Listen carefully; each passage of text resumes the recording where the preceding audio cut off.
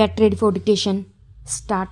Sir, this is the time to look at the performance of the general fiscal situation. I have listened with some attention to the remarks from the opposition. Everybody is worried. I heard my friend speaking and the honorable members just now who spoke also and talked about the problems of the size of the deficit of non-plan expenditure, the question of continuing inefficiency of relatively less efficiency of public enterprises, or the fear of the debit trap. These are familiar battle cries on the side of the opposition. At the same time, if you heard the earlier debates, the demand on behalf of the states for net added transfer of resources from the center to states is still growing. The pressure is mounting. There is a demand for additional subsidy and continuation of excise subsidies. Then on the one side, we talk about efficiency in economic management. On the other side, we find different state governments and particularly some of the neighboring state governments indulging in populist approach towards repayment of loans from the banks or other sectors of the government.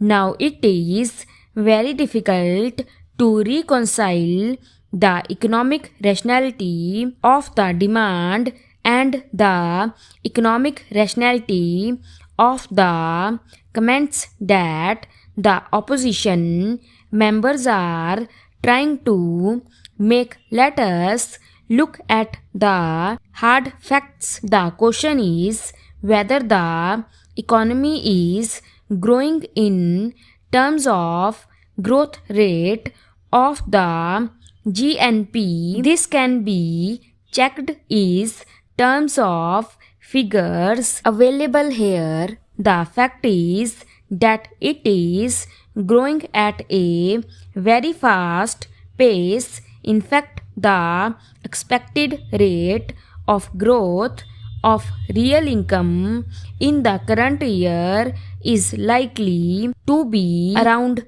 8%, which is much higher than what we have seen in the recent years. If you look at the sectoral composition of performance, thanks to the bountiful monsoon and a more imaginative agricultural strategy, particularly the food production, we are finding a better performance in the food production sector.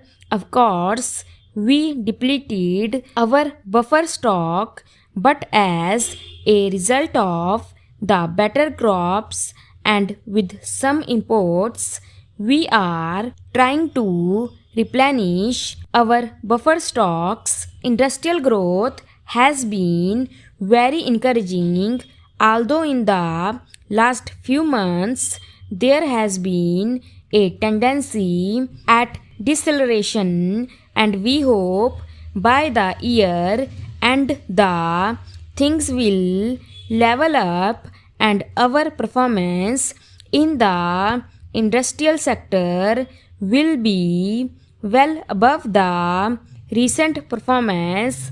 It should be crossing 10 to 11% mark. Although I heard my friend talking about the consumer's price index, there is no doubt that there is rise in the consumer's price index and the consumer faces the real punch, but the increase has not been as alarming as we think, particularly if we look at the recent drought and the risk of likely increase in price which did not take place. Now, so far as the consumer's price index is concerned, it is closely related to the liquidity in the economy. It is true that the liquidity is growing because disposable income has been growing because of different kinds of payments that we have committed, whether it is the fifth pay commission and the cascading effect of that in the rest of the economy, or the other salary settlements, dearness allowances, and all that.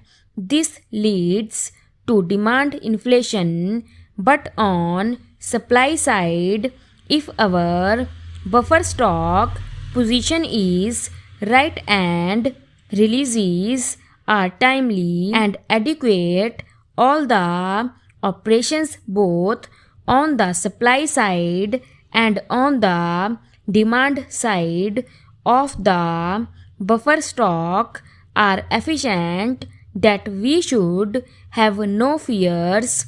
It seems to me the very fact that the price index has not been rising at a very rapid pace shows that the supply management, so far as the essential commodities are concerned, has been somewhat efficient, and this has given us a relatively better balance with demand.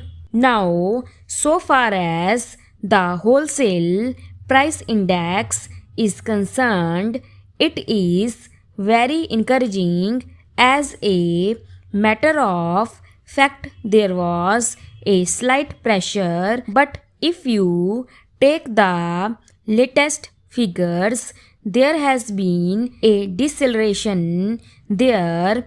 What is particularly encouraging is that in the agricultural product group, the rate of increase in the wholesale price index has been much less compared to the non-agricultural commodity groups. However, the fact remains that the resource position of the government is under strain. When we talk of resource position, we talk of three components. Number one, what is the rate of the domestic savings, particularly the net figures have been under serious stress. Fortunately, the household sector performance has been good, but the performance at the corporate sector level, and particularly the saving in the public sector of the corporate sector, has been discouraging, and much more discouraging has been the rate of the savings in the government sector. So this is one area where substantial correction is required in order to generate adequate resource for investment. The second component is related to revenue. Now, if you take the total revenue picture, the direct taxes constitute 14% and indirect taxes constitute 85%, which are increasing every year. Stop.